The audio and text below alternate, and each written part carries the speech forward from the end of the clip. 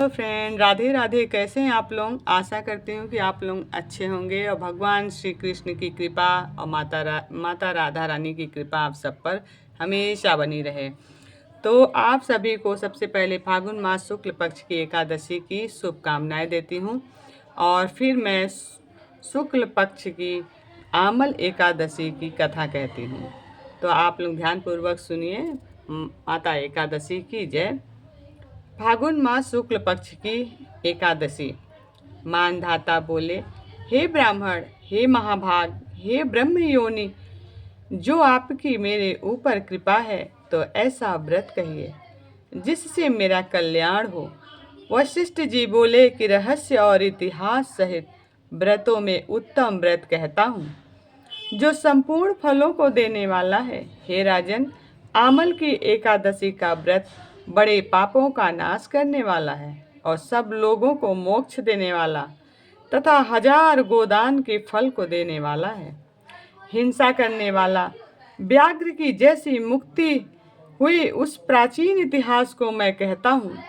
हुष्ट पुष्ट मनुष्यों और ब्राह्मण क्षत्रिय शूद्रों से सुशोभित वैदिश नाम का नगर था। हे नृप शार्दुल, वहाँ सुंदर वेद ध्वनि हो रही थी।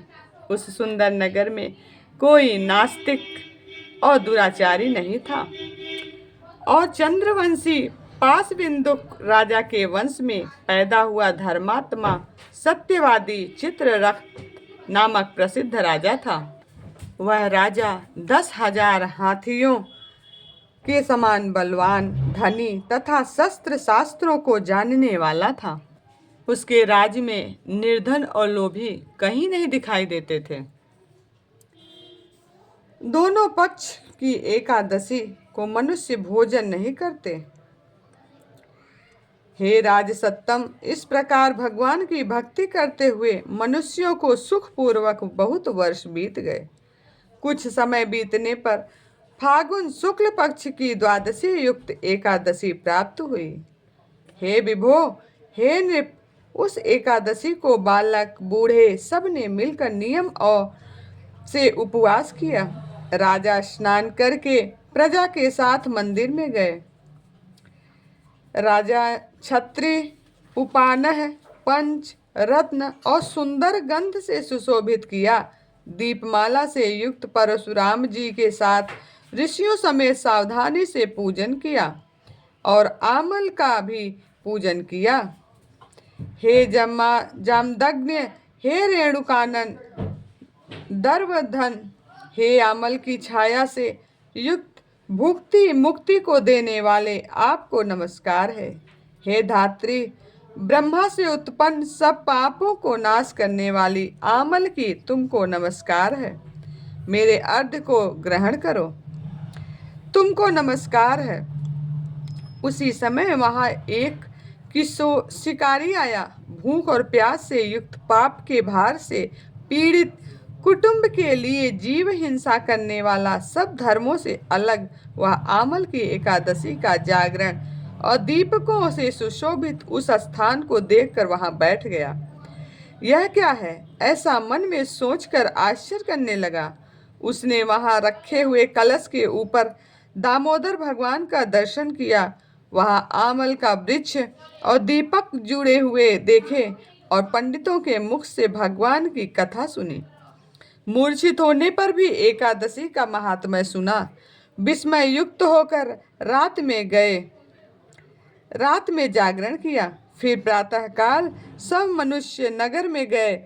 उस शिकारी ने भी घर पर आकर प्रसन्नता से भोजन किया। फिर बहुत काल के अनंतर व्याघ्र की मृत्यु हुई। एकादशी के प्रभाव से और रात के जागरण से उसे चतुर्गुणी सेना समेत बड़ा राज्य मिला। धर्मात्मा राजा ने इंद्र की तरह राज्य किया। वशिष्ठ जी बोले कि हे राजन, जो श्रेष्ठ मनुष्य आमल की एकादशी का व्रत करते हैं वे निसंदेह विष्णु लोक को जाते हैं। इस व्रत में आंवल के पेड़ के नीचे कलश स्थापित करके धूप दीप नवेद और पंचरत्न आदि से परशुराम भगवान की पूजा की जाती है। इस दिन आंवलों का सागर लेना चाहिए। बोलो एकादशी मैया की जय। जय श्रीमन नारायण। अगर आपको मेरी वीडियो अच्छी लगे तो प्लीज़ लाइक करिए और कमेंट में जय श्री कृष्णा या जय माता एकादशी अवश्य लिखें। जिन लोगों ने सब्सक्राइब नहीं किया है तो प्लीज़ सब्सक्राइब कर लें, ताकि मेरे इस कान्हा जी की और राधा रानी की वीडियो आप तक पहुंचती रहे। जय श्री कृष्णा। राधे राधे।